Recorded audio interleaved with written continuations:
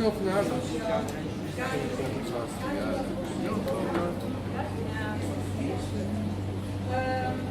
Irei apresentar o livro O Transplante de Coração com fotografias do nosso fotógrafo João Salgueiro e também o Janos, que fez a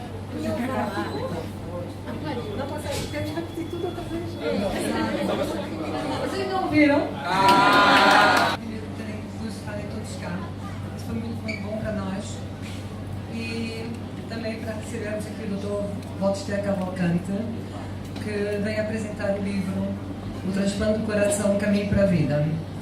Isso é uma obra que foi feita em conjunto com o fotógrafo João Palmeiro, que foi de propósito ao Brasil fotografar, e também com o Janos, que está aqui, que fez o projeto gráfico do livro. Eu vou deixar então a palavra ao Dr. Walter para vos contar a história dessa obra especial. Obrigada por estarem cá. Vamos receber.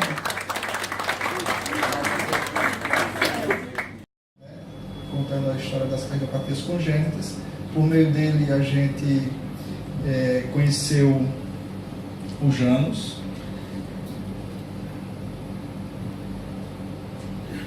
Então vamos lá. É um prazer enorme estar com vocês aqui. Eu acho que é a terceira vez, né? A minha família está aqui, o Lucas, a Zélia, minha esposa, o Rodrigo, a minha nora, a Luísa. É um prazer sempre voltar a Portugal. Eu acho que a gente se sente em casa. É um prazer enorme. Eu quero agradecer também à casa, à FENAC, por ter aberto as portas para que nós pudéssemos trabalhar esse livro que conta não só a história do transplante, mas ele conta também o processo de transplantação. E a esse homem, Christian Barnack, em 5 de dezembro de 67, surpreendeu o mundo fazendo a primeira transplantação do coração. 6 meses após, esse outro cirurgião cardiovascular chamado professor Zerbini, do Instituto do Coração de São Paulo, realiza na América Latina o primeiro transplante deste órgão com sucesso, e abrir as portas para esse tipo de trabalho no Brasil e na nossa região, na América Latina. Esse outro cirurgião, Dr. Miguel Barbeiro, é um cirurgião argentino que trabalhou durante muito tempo no Corte de São Paulo também, e fez a primeira transplantação em 1992, da primeira criança também da América Latina. Em 1998, 6 anos após, na nossa região, no Brasil, nós temos uma região que é mais pouco desenvolvida, um pouco mais pobre, que é a região onde a gente reside, onde o João esteve, e que é a região nordeste do Brasil, onde a taxa de analfabetismo é alta, a pobreza é relevante. Então, 6 anos após o que aconteceu em São Paulo, nós conseguimos fazer o primeiro transplante no neonato, que é aquela criança que tem até 28 dias. E aqui está parte do time que trabalhou no projeto, na cirurgia daquela criança. Nós somos cirurgiões, eu aqui da ponta direita lá, ainda muito jovem e com os cabelos ainda muito pretos.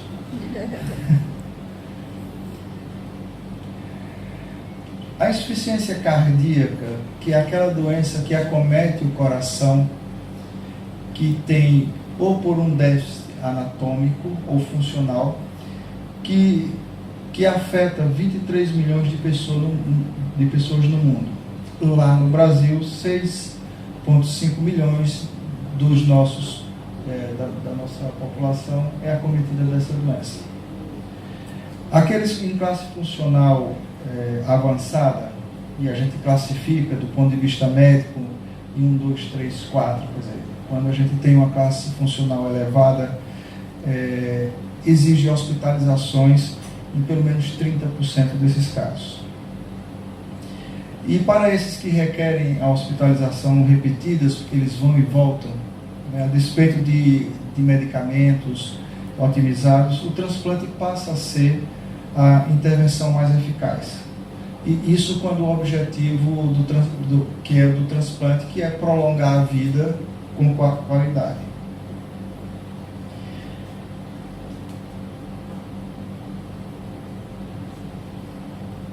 Esse foi o primeiro livro que nós fizemos com o João, que chama de Nascença. Foi a partir daí que surgiu a ideia do segundo projeto, que chama-se Transplante. Porque trabalhar a cardiopatia congênita, ou seja, doença que afeta a criança já desde o útero, a criança já nasce com essa doença, em algum momento da vida, para algumas doenças, será necessário, ou pode ser necessário, um transplante cardíaco. Nesta obra primeira, o transplante cardíaco foi colocado de uma forma de passagem, como uma possibilidade do tratamento. Então, e ficou guardado e ficou reservado para uma obra seguinte, imagens que foram aproveitadas e que deram o ponto de partida para a obra que os senhores estão vendo aqui. Aqui é o João Palmeiro em ação, né? Isso é o interior do Ceará, seco, né? Onde essas famílias e essas crianças vivem. E nós passamos, eu, Zé, Caterine e João, 1 dia, 2 dias, nessa cidade chamada General Sampaio, fotografando algumas crianças que nós tínhamos operado. Então, essa é uma imagem que o João reproduziu numa exposição aqui em Lisboa há um tempo. Essa é uma outra imagem, o João Palmeiro fazendo, de uma menina que eu tinha operado aos 7 anos. E com 13, 14 anos, essa menina engravida, tem esse filho, e nós acompanhamos, eu e João, acompanhamos o parto dessa menina no hospital, e esse menino que ela teve, ele é uma criança absolutamente normal. Então, tratar a cardiopatia congênita transforma isso numa criança absolutamente normal, que pode ser um cidadão e uma mãe. E uma passagem interessante, que estávamos na maternidade, a menina, a mãe da menina e 2, né, e achavam que ou eu era o pai, ou ele era o avô, ou vice-versa, né, mas não entendiam o que é que 2 pessoas faziam ali, né, acompanhando uma menina que vinha do interior. Então isso também está documentado no primeiro livro e é uma coisa muito interessante. Essa é uma outra fotografia do primeiro livro, né? Eu acredito que tenha sido Caterine que fez essa foto. E essa criança estava em pós-operatório de cirurgia de uma tetralogia de Fallot, que é uma doença que a criança nasce roxa. E aqui o João fazendo essas imagens e a transferência desse olhar dessa criança no livro, isso fica muito forte. O João é capaz de captar esses momentos de forma sutil, delicada, e passar tudo isso para o livro. E o livro, o Transplante do Coração, mal saía o livro de Nascença e a gente ficava a olhar o livro, a achar defeitos, né? É assim que a gente faz, a achar defeitos, e a programar outras coisas enquanto vamos fazer. Então, já naquele momento da publicação do primeiro livro, da primeira obra, nós sentávamos na varanda da casa do João, que naquele momento era meu vizinho, e já planejávamos o transplante de coração como uma obra fotográfica e por escrito. A escrita desse livro é uma escrita que se distancia um pouco do que é a escrita médica, né? A escrita médica torna-se enjoativa por termos técnicos e de um alcance mais difícil, né? Pela parte técnica de que você trata a palavra escrita. Tá? A opção pelo transplante não inscreve o paciente na fila por um novo coração. Vai além da necessidade clínica e necessidade ou a disposição de submeter-se ao procedimento. São exigidos a esses pacientes alguns atributos psicológicos e sociais que se julgam, por experiência, né, por publicações, relevantes a uma evolução satisfatória do transplante. Então, aspectos sociais como relações familiares, condições de moradia, acesso aos centros transplantadores, circunstâncias econômicas e cognitivas são avaliados e considerados para a liberação do paciente para a fila. Então, não bastasse uma doença, o paciente tem que preencher alguns requisitos que se julga importante. E a espera desses pacientes, que pode se dar no hospital ou em casa, e no hospital, na dependência da gravidade, nas enfermarias ou dentro das UTIs, levam o paciente a um contínuo de cuidados e que estão em certas intervenções com repercussões, essas sim, também com repercussões psicológicas e socioeconômicas. Identificar uma etapa entre o diagnóstico, a espera, a transplantação, é uma mera... passa a ser pedagógico apenas. Haja vista que existe uma pessoa com uma doença cardíaca terminal sentenciada a esperar por um tratamento disponível quando de uma eventual doação compatível. Se os senhores prestarem um pouco atenção, a gente tem uma doença terminal, a gente tem uma eventual doação que tem que ser compatível, ou seja, são muitos detalhes para que se chegue a termo uma transplantação. A finitude passa a ser real e a proximidade dessa finitude é sentida pela incapacidade de suplantar os esforços ordinários. E passa na cabeça desses pacientes se haverá reserva até o transplante, o estado será o bastante para a operação. São apreensões que ocupam os pensamentos em dias monótonos e noites de solitude. Para fazer uma observação para essa imagem do João Palmeiro, essa é uma criança que tinha uma falência cardíaca e ela tinha apenas um pulmão. E a condição de moradia dessa criança é uma condição precária. Haja vista que essa cena que está por trás fica a mais ou menos 20 metros da residência. É um depósito de lixo onde as condições são precárias. E o que nós precisamos para que essa criança fique bem é uma condição de higienização, uma condição de moradia adequada. Se nós procurarmos todos os detalhes, como manda o livro, a gente pouco poderia transplantar no Brasil.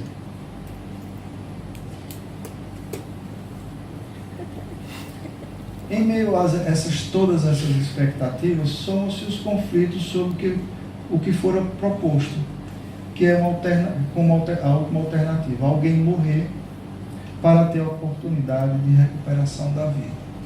Não basta apenas, então somente conseguir. Isso é um conflito continuado na cabeça do paciente que espera por um coração. Então, para que eu possa viver, precisa alguém morrer. E esse é o momento da doação. Nós fizemos o lançamento, fizemos a exposição do João Palmeiro há uma semana, encerra hoje no Brasil a exposição dele na Assembleia Legislativa. Chama-se Assembleia Legislativa aqui, onde ficam os deputados. É assim, né? E ele concluiu já a exposição do João Palmeiro. E eu encontrei com ele mandou um abraço para o João e me referiu à maneira pela qual o João fotografou, fez essa imagem, que vocês vão ver mais para adiante. Mas voltando à doação, a doação então passa a ser a ponte entre uma pessoa com morte encefálica e um coração normal, e outra viva com um coração em falência.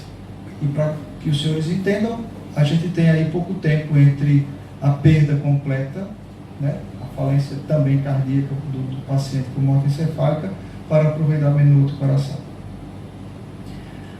Assim passa a ser o primeiro desafio para a realização do transplante, havendo, de modo geral, um desnível entre o número de órgãos à disposição relativamente ao total de pessoas inscritas na lista de espera. Hoje, no nosso hospital, que é o Hospital de Messejana, é um hospital público do Estado, nós temos 14 pacientes na fila de espera, dentre os quais 4 crianças. E as doações para crianças são doações mais complicadas, porque nós precisamos ter, além da compatibilidade sanguínea do sistema BO, nós precisamos ter peso adequados. Então, a criança, como há uma variação de peso muito grande, crianças de 3 quilos até um peso de adulto para um adolescente, então você precisa dessa variação muito grande. Por isso que é tão importante a obra, por isso que é tão importante que se divulgue, porque nós precisamos de órgãos, e muitas vezes esses órgãos se perdem por falta de conhecimento da sociedade do que é possível fazer, né, com um ente que se perde, o que é possível fazer para salvar algumas vidas.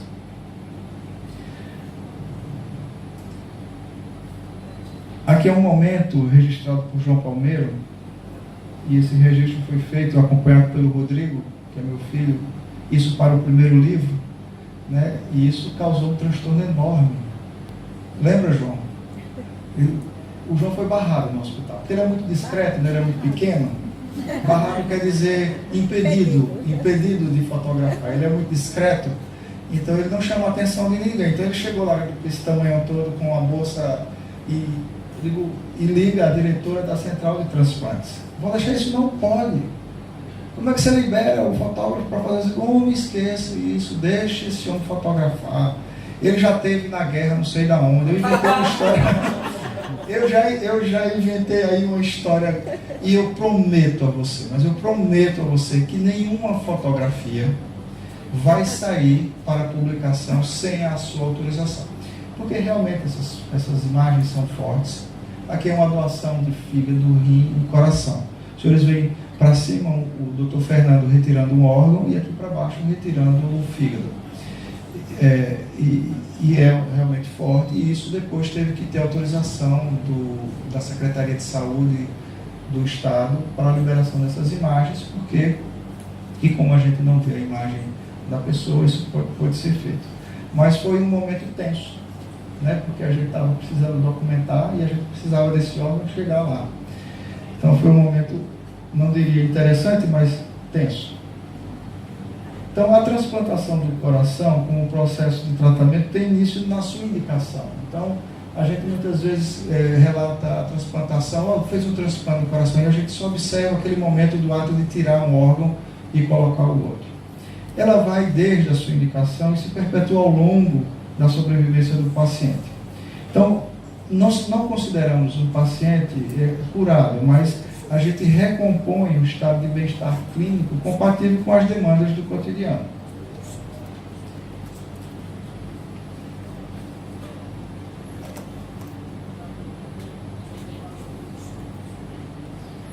Aqui é uma imagem do paciente, do órgão, do coração, sendo retirado e entregue para o instrumentador.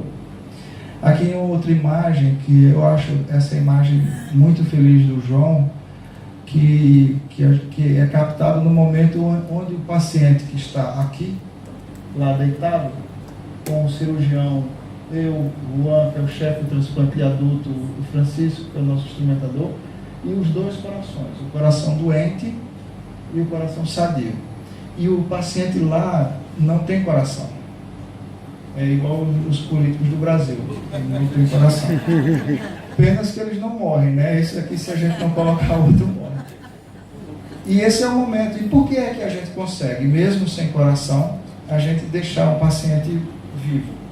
Porque a gente tem uma máquina que se chama coração-pulmão, e essa máquina é capaz de fazer a função do coração e do pulmão. Ou seja, receber o oxigênio, receber o sangue não oxigenado, oxigenar e bombear isso e volta.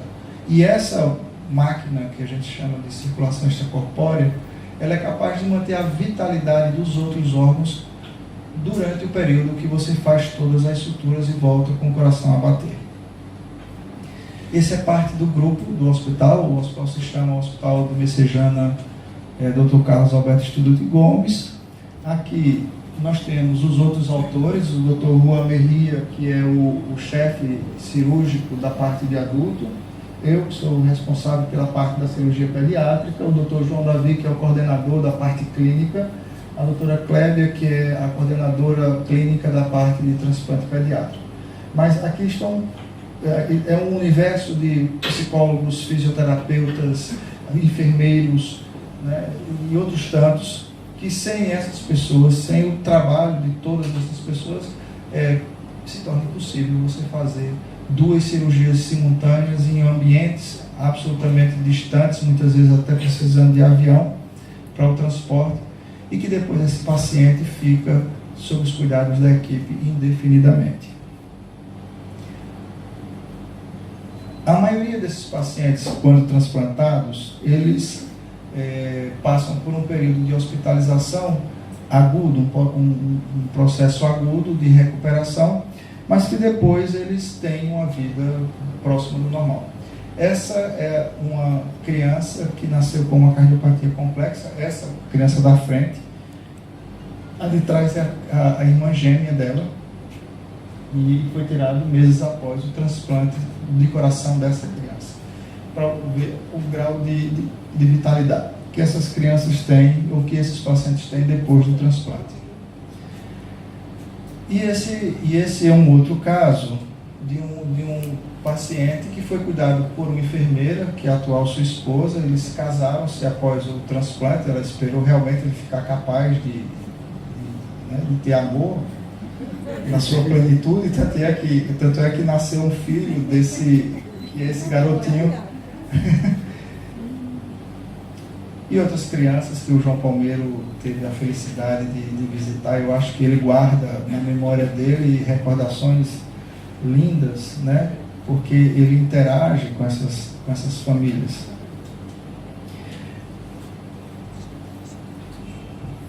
Eu queria apenas deixar para essa primeira parte um pequeno texto extraído de um prefácio do Dr. Ivo Nesralla.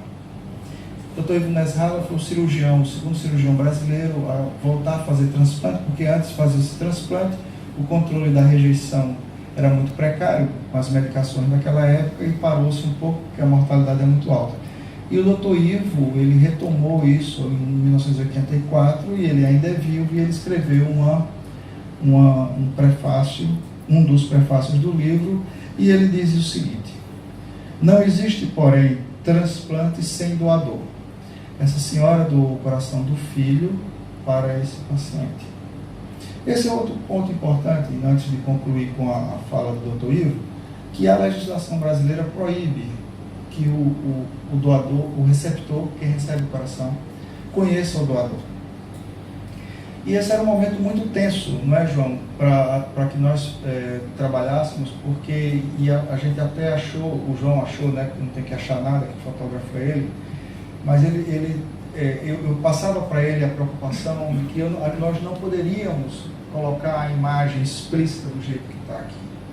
Porque não há como suportar juridicamente esse tipo, porque as nossas portarias não permitem, nossas normas. E aí ele tinha toda uma estratégia para fazer isso, mas quando a gente foi indagar lá do hospital, nós vimos que alguns pacientes já conheciam as famílias e tinham uma relação de amizade, essa coisa toda. E aí a gente pediu autorização de novo ao governo para poder isso ser autorizado, e isso já era conhecimento público em Facebook e outras coisas tantas. Então a gente relaxou um pouco do ponto de vista fotográfico, mas era tensa. Eu percebi o João muito tenso nesse momento da coisa, porque mexia não apenas com a emoção de quem recebeu. Ali envolvia as emoções dos dois, do paciente que doa e do paciente, da família que doa e do paciente que recebe. E essa é uma imagem lindíssima, né? É uma lágrima que cai no rosto dessa senhora que escuta o coração do filho. Eu não estava presente nesses momentos, mas o relato do João depois, da Caterina, do Janos, é de que realmente foram momentos de muita emoção e que eu acho que ele conseguiu transferir isso para a fotografia, que parece que isso está acontecendo naquele momento. Continuando o que o Dr. Ivo diz, não é fácil perder um ente querido e em um momento trágico perceber que a continuidade da vida se dará em outra ou demais pessoas. O conceito de morte encefálica continua sendo o nosso principal desafio. Educação. Educação é a palavra-chave para chegarmos ao conhecimento e à decisão. Então, quando ele escreve isso, ele vai no foco do trabalho que a gente propôs com a obra. Transferir conhecimento à sociedade de uma forma pura, de uma forma sensível. Toda essa obra foi feita de forma gratuita. João Palmeiro não cobrou um centavo para ir ao Brasil para fazer esse tipo de trabalho. O Janos deu muito mais do que aquilo que a gente pôde pagar. E a editora IMEF, que é uma editora respeitada na nossa cidade, também emprestou o nome para a obra, também sem cobrar absolutamente nada. E todo o recurso advindo da venda deste tanto do outro quanto deste, está sendo destinado ao Incor Criança, que é uma instituição sem fins lucrativos, que nós fundamos há 15 anos e que nós temos dificuldades financeiras e a gente coloca todos esses recursos para que a gente possa atender crianças com problemas no coração que não tenham recursos financeiros. E eu queria, para amenizar, colocar algumas imagens da vida do João durante o processo. Ele não sabe disso, né? Mas não tem nada explícito, não, pode ficar tranquilo. É apenas então somente como é que o artista consegue enxergar o que ele é possível, o que ele tem que fazer para enxergar aquilo que a gente vê na imagem sendo colocada. Como é próprio do João, que não gosta de estar à frente, né? Ele se fotografou numa imagem nas costas do Janos. Eu não sei porque é que ele fez isso, mas ele está aqui nas costas do Janos. São dois amigos, né? Eu fui dizer que eles são dois amigos meio esquisitos. Eles são meio esquisitos. Aí eu dizendo isso para um outro amigo, ele disse, não são dois esquisitos, são três, porque você também é. Você também é. Essa é uma imagem na casa de uma criança, que é a capa do livro. O Afonso Harrison é a capa do livro, que está aqui atrás. Não foi transplantado ainda e pede todas as vezes que encontra comigo quando é que eu vou operá-lo. E eu transplantar, eu digo, quando aparecer um doador compatível com você, né? E esse menino já tem muito tempo de espera e ele precisa realmente de um coração com curto espaço de tempo, senão a gente vai perdê-lo. Então nós passamos uma tarde inteira lá e quando o João fez essa imagem aqui, foi a coisa mais interessante possível, porque ele estava fotografando esse menino em frente a uma televisão e os pais aqui numa janela, observando o João fotografar o Afonso Harrison. E quando ele sai da cena, ele passa por trás e o João faz, fique atrás, Afonso, atrás dos seus pais, para que eu fotografe. E ele fotografou. Aí o diretor de arte aqui, eu, né, disse, João, por que não tira pela frente? Porque você não entende. Você não entende. E deu a foto da capa, que é, na minha opinião, uma capa absolutamente magnífica. O João também foi às dunas. Fortaleza é uma cidade muito bonita, de uma beleza natural muito bonita, onde nós temos um belo mar e dunas. E essa é uma paciente que foi transplantada e hoje ela está tão bem que ela faz rally nesses carros maiores. E o João foi por aí. O João também frequentou o hospital. Ele e o Janos, o Janos com toda essa capacidade dele de adaptar-se ao meio ambiente, né, Janos? E eles dois aqui se preparando para encontrar um paciente que tinha sido transplantado 2 dias antes. E esse é o espaço que não é tão grande, né? Médicos conversando com o paciente, e o João imprensado aqui numa parede. Então ele capta uma imagem que vocês vão ver no livro e que estavam passando anteriormente, mas os espaços são muito pequenos, onde a luz também é muito difícil, e depois que você vê o resultado, você se surpreende quando você vê por onde é que o João passeou para conseguir essas imagens. Aqueles pacientes do casamento, que ele casou com a enfermeira, que agora tem um filho, nós promovemos um outro casamento para eles, né?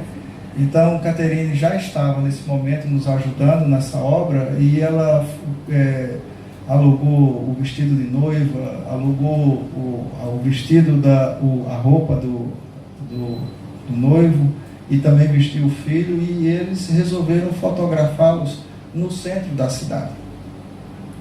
Né? Então, é toda uma logística, e aqui você está vendo o João e o Janos e a Caterina no centro da cidade de Fortaleza, trabalhando com a observação lá dos motoristas no centro da cidade.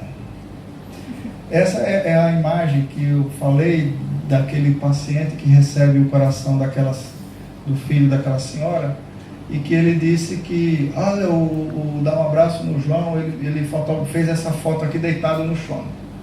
E está aí a imagem do João, para conseguir aquela imagem que vocês viram anteriormente.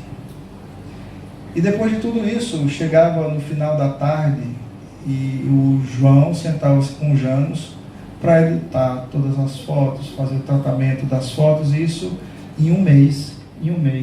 O João chegou um dia, 30 dias após, o livro estava todo fotografado, com a editoração toda feita, e a gente ficou mais um ano à busca de recursos para poder imprimir. Mas o trabalho do João foi feito em um mês. E isso se deu porque ele aqui em Portugal e a gente lá em Fortaleza, os textos foram todos escritos anteriormente, e a gente passava isso para o João. O João lia todos esses textos que acompanham a obra, e na hora que ele foi a campo, ele já sabia, ele já tinha essas imagens todas guardadas. Então foi um momento de muito trabalho, de manhã, à tarde e à noite. E terminou-se esses 30 dias com a obra, inclusive toda impressa, emoldurada e pronta para a exposição. Então, em 30 dias se conseguiu fazer todo um trabalho. Claro que movido a um vinho português, porque aí não tinha outro jeito, e o café que o Janos torra no sítio dele na serra. Então, eu chegava lá, depois de um dia de trabalho, encontrava eles tomando vinho e tomando café, para poder aguentar o trabalho de tantos dias. Outra coisa interessante que o João teve que passar é que ele não basta se fotografar. A família e essa senhora aqui queria convencer o João que ele não deveria mais fumar.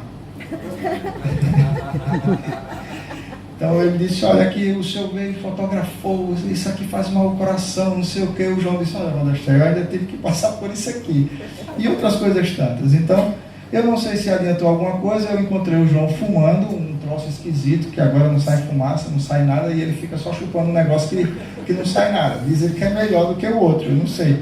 Quando eu encontrar com essa senhora, eu vou dizer, olha, pelo menos metade da sua catequese funcionou. E eu achava que eles trabalhavam o tempo inteiro. Mentira também.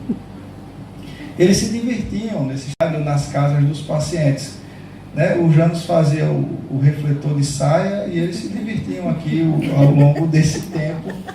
Né? E isso aqui era esperando chegarem os atores. E acabavam muitas vezes esses dias, a gente jantava com as famílias, regado também a cerveja e a vinho.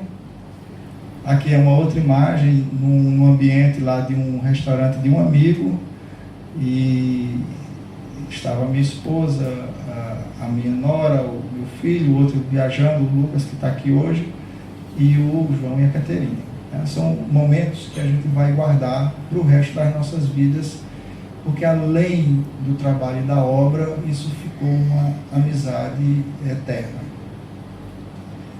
Caterine também dançou muito. Cadê Caterine? Caterine, esse é um paciente que é um cantor brega, não sei se existe esse termo aqui, brega. Como é que diz, João? Cantor brega. Cantor...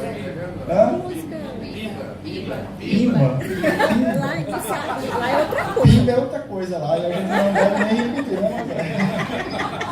Mas esse cantor brega, eu acho que ele tomou tanto álcool, tanta aguardente que destruiu o coração dele. E ele transplantou, ele ficou bem, e eles foram até a casa do nosso amigo, e foi um momento também empolgante, onde Caterine também dançou com ele bastante. Então, isso é um trabalho que o sociólogo gosta, que é aquele trabalho que você não chega lá e fotografa, né? Você se insere dentro do cotidiano das pessoas para que entenda o que passa cada pessoa. E eles fizeram isso de uma maneira muito interessante. E era nesse estado que o João chegava no final do dia, né? Morto, tomando alguma coisa que eu não sei o que é, e ainda ficava de joelhos para agradecer a Deus. Isso aqui não tem religião, mas ele teve que se ajoelhar várias vezes lá para poder fotografar. Para concluir, meus amigos, esse livro chegou às nossas mãos no dia 7 de março de 2017, na casa do Janos, e essa é a imagem que Janos passa, né, de um filho que nasce, e já nesse momento, nesse mesmo dia, a gente já trocava algumas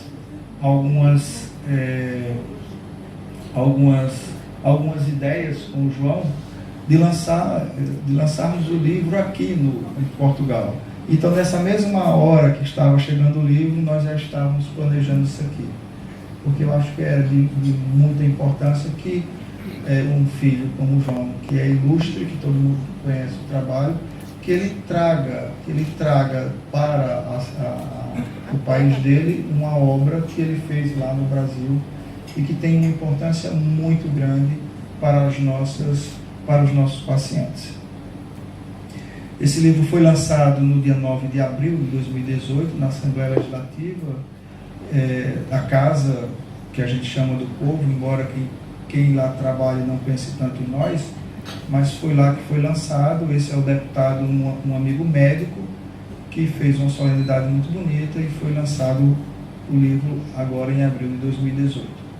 E ao longo desse mês, do último mês, nós tivemos a oportunidade de lançarmos o livro durante o Congresso Brasileiro de Cirurgia Cardíaca, que aconteceu em abril. E essa imagem dali é o Dr. Peter Zilla, que ele é o diretor do hospital onde foi feito o primeiro transplante na cidade do Cabo. Ele esteve conosco no lançamento do livro, recebeu um exemplar. Lá em cima, com o livro na mão, é a nossa vice-governadora, uma educadora que nos recebeu junto com um grupo de professores americanos que todos os anos nos visitam.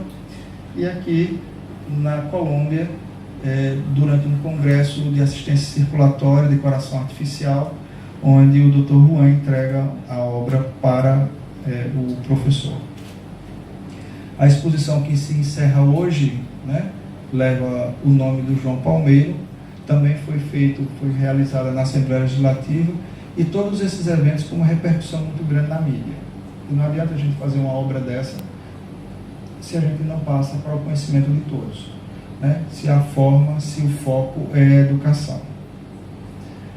Aqui são imagens da exposição, e eu quero deixar aqui para vocês um muito obrigado, mas um muito obrigado de coração a Caterine, ao João Palmeiro, por essa obra que ele entrega ao povo brasileiro, para que a gente possa divulgar o transplante cardíaco, que a gente possa educar a nossa população no que é doar e por que doar.